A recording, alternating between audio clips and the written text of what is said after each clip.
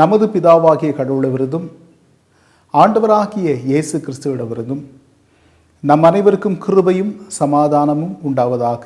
ஆமேன். அன்பானவர்களே, வான்மலர் இல்லத்தின் வழியாக மீண்டும் ஒரு முறை உங்களை சந்திப்பதில் நான் மகிழ்ச்சி அடைகிறேன். இன்றைக்கு நாம் தியானிப்பதற்கென்று எடுத்துக்கொண்ட திருமறை பகுதி பரிசுத்த மத்தேயு எழுதின சுவிசேஷம் 6ஆம் அதிகாரம் 14ஆம் வசனம். மனுஷர் மீறுதல்களை நீங்கள் அவர்களுக்கு மன்னித்தால் உங்கள் பரமபிதா உங்களுக்கு மன்னிப்பார். அன்பானவர்களே, இந்த உலகத்தில் விலையேற பெற்ற பொருள் எது என்று உங்களிடத்தில் கேட்டால் பொதுவாக நாம் என்ன பதில்களை சொல்வோம்? சிலர் தங்கம் என்று சொல்வோம், சிலர் வைரம் என்று சொல்வோம், சிலர் பிளாட்டினம் என்று சொல்வோம். எதெல்லாம் நம் நினைவுக்குள் விலையேற பெற்ற பொருளாக தோன்றுகிறதோ அதையெல்லாம் நாம் சொல்லி கொண்டிருப்போம். ஆனால் உண்மையில் இந்த உலகத்தில் விலையேற பெற்ற ஒன்று மன்னிப்பு. ஏனென்றால் மன்னிப்பு இந்த உலகத்தில் நமக்கு எளிதில் கிடைப்பதில்லை. ஒரு முறை நம்மை சுற்றி இருக்கிற சூழ்நிலையை சிந்தித்து பார்ப்போம். யாராகிலும் ஒருவர் உங்களுக்கு விரோதமாக துரோகம் செய்தால், உங்களுக்கோ உங்கள் பிள்ளைகளுக்கோ உங்கள் குடும்பத்திற்கோ தீங்கு செய்தால், உங்களை பொதுவெளியில் அவமானப்படுத்தினால், கெட்ட வார்த்தைகளை சொல்லி திட்டினால் எவ்வளவு கோபம் நமக்கு வரும். அந்த கோபம் நமக்கு ஆத்திரத்தை உண்டாக்கும், பழி தீர்க்க வேண்டும் என்கிற வைராக்கியத்தை உண்டாக்கும்.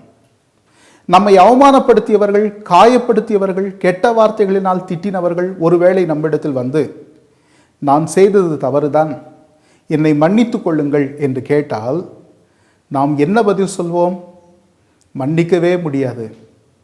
நீ செஞ்ச தப்பை நான் மறக்கவும் மாட்டேன், மன்னிக்கவும் மாட்டேன்.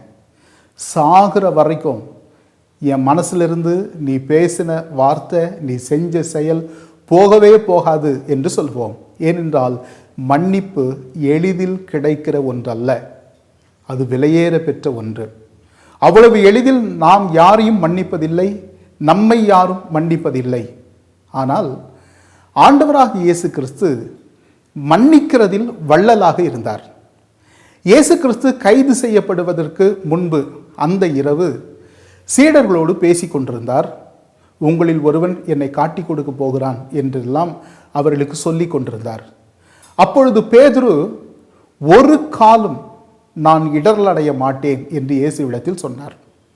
இயேசுவோ அமைதியாக பேதுருவை பார்த்து, இன்று இரவு சேவல் கூவுகிறதற்கு முன்னால் 3 தரம் நீ என்னை மறுதலிப்பாய் என்று சொன்னார். பேதுருவோ உடனடியாக சொன்ன பதில் என்னவென்றால், ஆண்டவரே, உம்மோடு கூட மரிக்கிறதாக இருந்தாலும் மரித்து போவேனே தவிர உம்மை ஒரு காலும் மறுதலிக்க மாட்டேன் என்று சொன்னார். ஆனால் சொல்லிய சில மணி நேரங்களுக்குள் இயேசு கைது செய்யப்பட்டார். கைது செய்யப்பட்ட இயேசு கிறிஸ்துவுக்கு என்ன நேர்கிறது என்று பார்க்க பேதுரு ஓடினார். ஓடிப்போன இடத்தில் அங்கு இருந்தவர்கள் பேதுருவை அடையாளம் கண்டு கொண்டார்கள். நீயும் இயேசு கிறிஸ்துவோடு கூட இருந்தவன் தானே என்று கேட்டார்கள். பேதுருவோ அந்த கேள்விக்கு பயந்து, தனக்கும் தீங்கு செய்வார்களே என்று, அவன் யார் என்று எனக்கு தெரியாது என்று மறுதலித்தார். திரும்ப திரும்ப கேட்டார்கள். திரும்ப திரும்ப 3 தரம் மறுதலித்தார். சேவல் கூவுகிறதற்கு முன்பு இயேசு சொன்ன வார்த்தையின்படியே பேதுரு இயேசுவை 3 தரம் மறுதலித்தார். மறுதலித்த பின்புதான் தான் செய்த பாவத்தை அவர் உணர்ந்தார். 3.5 வருஷம் இயேசு கிறிஸ்துவோடு கூட வாழ்ந்தவர், இயேசு கிறிஸ்துவால் இந்த உலகத்தில் அடையாளப்படுத்தப்பட்டவர், இயேசு கிறிஸ்துவிடத்தில் பயிற்சி பெற்றவர், செத்தாலும் சாவேனை தவிர உம்மை மறுதலிக்க மாட்டேன் என்று சொன்னவர், இன்றைக்கு மறுதலித்து நிற்பது அவருக்குள் கலக்கத்தை ஏற்படுத்தியது. ஓடினார், தனிமையில் கலங்கினார், மனங்கசந்து அழுதார் என்று திருமறை குறிப்பிடுகிறது. மனங்கசந்து அழுதார். தான் செய்த பாவங்களை எண்ணி அறிக்கை செய்து அழுதார். அதன் பலன் என்னவென்றால் இயேசு கிறிஸ்து பேதுருவை மன்னித்தார். தொடர்ந்து இயேசு கிறிஸ்து இந்த உலகத்தின் தமது திருப்பணியை பேதுருவிடத்தில் தான் ஒப்பு கொடுத்திருந்தார்.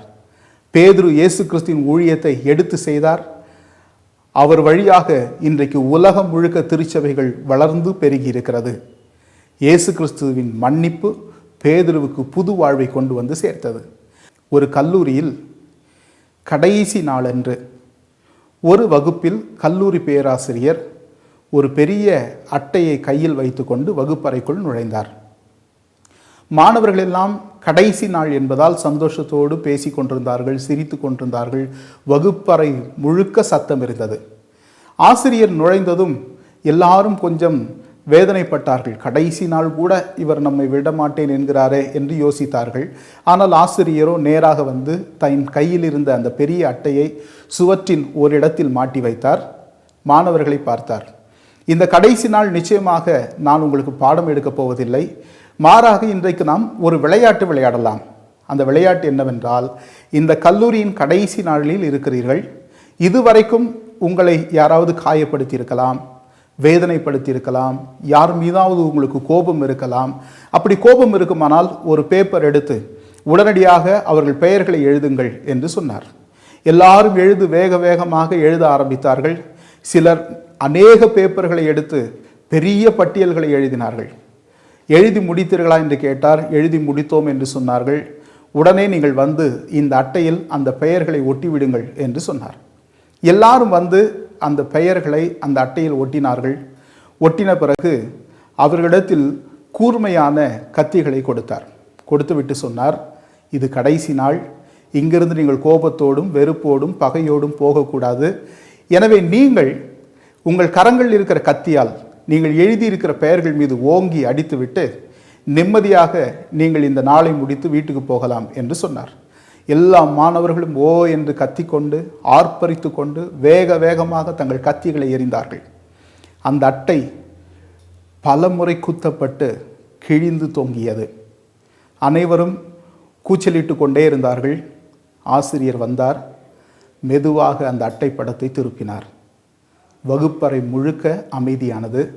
ஏனென்றால் அட்டையின் பின்புறம் இயேசு கிறிஸ்துவின் உருவப்படம் இருந்தது. அது பல முனைகளில் குத்தப்பட்டு கிழிக்கப்பட்டு அப்படியே தொங்கிக் கொண்டிருந்தது. அப்பொழுது சொன்னார், நம் எல்லாருடைய பாவங்களையும் இயேசு ஏற்றுக்கொண்டார், நம் ஒவ்வொருவரையும் மன்னித்தார். ஆனால் நாமோ ஒருவரை ஒருவர் மன்னிக்க மனமில்லாமல் வைராக்கியம் உள்ளவர்களாக இருக்கிறோமே, இது நியாயமா என்று கேட்டார். அன்பானவர்களே, இந்த கேள்வியை நாம் கூட இருதயத்தில் சிந்தித்து பார்ப்போம். கணவன் மனைவிக்குள் சண்டைகள் இருக்கலாம், வாக்குவாதங்கள் இருக்கலாம். இயேசு நம்மை மன்னித்தாரே, நாம் ஏன் ஒருவரை ஒருவர் மன்னிக்கக்கூடாது? பிள்ளைகளிடத்தில் வாக்குவாதங்கள் சண்டைகள் இருக்கலாம், ஏன் ஒருவரை ஒருவர் மன்னிக்கக்கூடாது? ஜெபம் செய்வோம். அன்பின் பிதாவே, இந்த நல்ல தருணத்தை நீர் எங்களுக்கு தந்ததற்காக நன்றி செலுத்துகிறோம். இந்த வசனத்தை கேட்டுக்கொண்டிருக்கிற எங்கள் ஒவ்வொருவரையும் நீர் மன்னித்திருக்கிறீர். முழு உலகத்தையும் மன்னித்திருக்கிறீர். சிலுவையில் பாடுபட்டு தன் உயிரை தந்து எங்களுக்கு மன்னிப்பை சம்பாதித்து கொடுத்திருக்கிறீர். அதே நேரத்தில் நாங்களும் ஒருவரை ஒருவர் மன்னித்து வாழ அழைக்கிறீர். தீமை செய்தவர்களை, வேதனைப்படுத்தவர்களை மன்னிக்கிறதற்கு அழைக்கிறீர். உமக்கு விரோதமாய் நாங்கள் பாவம் செய்த போதும் நீர் மன்னித்தீரே. அந்த மன்னிப்பின் மேன்மை உணர்ந்து நாங்கள் ஒருவரை ஒருவர் மன்னித்து நாங்கள் வாழ்கிற இடங்களை மகிழ்ச்சியின் இடங்களாக மாற்றிக்கொள்ள நீர் எங்களை வழிநடத்தி காத்தருள வேண்டுமாய் இயேசுவின் வழியாக ஜெபிக்கிறோம் நல்ல பிதாவே, ஆமேன்.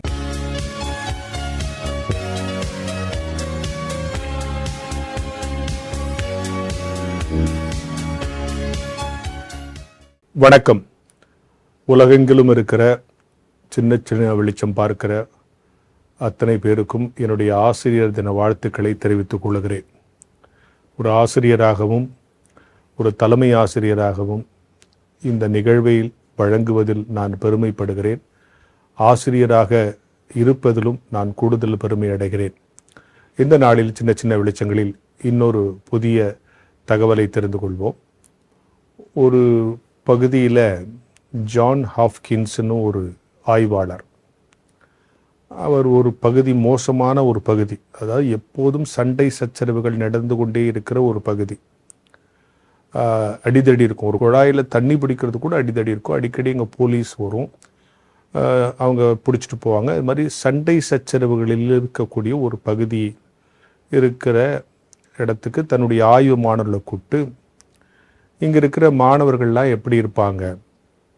அப்போ அவங்க எல்லாரும் சொன்னாங்க, இவங்க எல்லாருடைய எதிர்காலமும் ரொம்ப மோசமானதாக இருக்கும். ஏன்னா அவங்க ஒரு மோசமான சுச்சுவேஷனில் வளர்கிறாங்க அப்படின்னா அங்கேருந்து ஒரு 200 மாணவர்களை பற்றிய தகவலை அவர்களுக்கு கொடுத்து இவங்களுடைய எதிர்காலம் எப்படி இருக்குன்னு சொன்னோன்னா எல்லாருமே சொன்னாங்களாம், இவங்க எதிர்காலம் நல்லா இருக்காது, நிச்சயமாக அக்யூஸ்டாக வந்துடுவான். ஒரு 20 ஆண்டுகள் கழித்து தன்னுடைய ஆய்வு மாணவர்களை அதே பகுதிக்கு அனுப்பிச்சாராம்.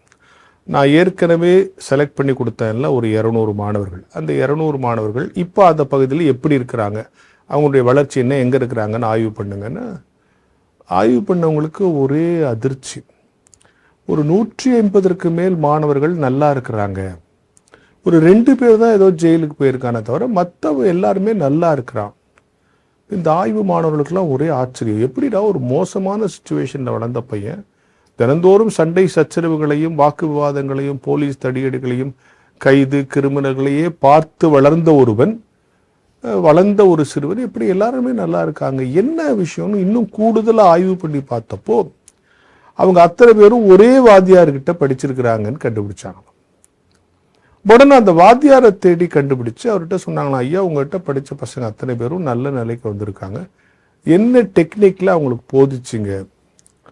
அப்பா அவர் சொன்னாராம், நிறைய பேர் படிச்சுட்டு போகிறான்ப்பா, நீ எந்த 150 பேரை சொல்கிறேன்னு எனக்கு தெரியல, நான் ஒன்றும் ஸ்பெஷலாக ஒன்றும் டீச் பண்ணல, நான் ஒரு ஆர்டினரி டீச்சராக தான் இருந்தேன். இல்லையா, ஏதாவது ஒரு ஸ்பெஷாலிட்டி இல்லாட்டி இப்படி ஒரு இம்பேக்ட் வந்திருக்காது, இப்படி ஒரு மாணவர்களோட இந்த பகுதியில் வாழ்ந்த மாணவர்கள் இவ்வளோ நல்லா வந்திருக்க மாட்டாங்க, ஏதோ ஒரு சிறப்பு இருக்குது, நீங்கள் ஒருவேளை மறந்துருப்பீங்க வயசால, யோசித்து சொல்லுங்க. என்னாலும் அவர் ரொம்ப நேரம் யோசித்து பார்த்துட்டு சொன்னார், ஒரு விஷயம்ப்பா, நான் என்னுடைய எல்லா மாணவர்கள்ட்டையும் அன்பாக தான்ப்பா நடந்துப்பேன், ஒரு நாள் அவங்கள நான் அடித்ததில்லை, கோவப்பட்டதில்லை, திட்டினதில்லை, தகாத வார்த்தைகளை பேசுனதில்லை, அன்பை முன்னிறுத்தி தான் என்னுடைய டீச்சிங் இருக்கும்னு சொன்னாருன்னு ஒரு வரலாற்று தகவல் உண்டு. ஆசிரியர்கள் கையிலிருந்து பெரம்ப பிடுங்கிட்டாங்க, அதனால தான் இந்த சமுதாயம் இப்படி ஆயிடுச்சுங்கிறது ஓரளவுக்கு உண்மையினாலும் இன்னைக்கு இருக்கிற சூழல்ல பிரம்பை வைத்து நடத்துவதை விட அன்பை வைத்து நடத்துவது அவசியம் என்கிற காலகட்டத்திற்கு நாம் வந்திருக்கிறோம். பெரும்பாலான மாணவர்கள் பல்வேறு போதை பழக்கங்களுக்கு அடிமையாகுவதற்கு காரணம் குடும்பத்தில் ஏற்படுகிற ஒரு அக்கறையின்மை என்பதுதான் ஆய்வுகள் சொல்லுகிற உண்மை என்பதை நீங்கள் அறிவீர்கள். ரொம்ப கலாட்டா பண்ற பையன் வீட்டில் ஏதோ ஒரு ப்ராப்ளம் இருக்கும். எனவே பாடத்திட்டத்தோடு கூட, பாடத்தோடு கூட, சிலபஸோடு கூட, தேர்வோடு கூட அன்பையும் கொண்டு போய் சேர்க்க வேண்டிய கூடுதல் பொறுப்பு இன்றைக்கு இருக்கிற ஆசிரியர்கள்ட்ட இருக்கு. பெரம்ப வாங்கினதனுடைய நோக்கம் என்னன்னா, நீ அடித்து சொல்லி கொடுக்கறத, அடித்து படிக்க வைக்கிறத இனிமேல் கொஞ்சம் அன்பாகவும் சொல்லி கொடுத்து பாரு, அந்த அன்பு அவனை மாற்றும் என்பதுதான் இறையியல் உண்மையும் மட்டுமல்ல, அனுபவ உண்மையும் கூட.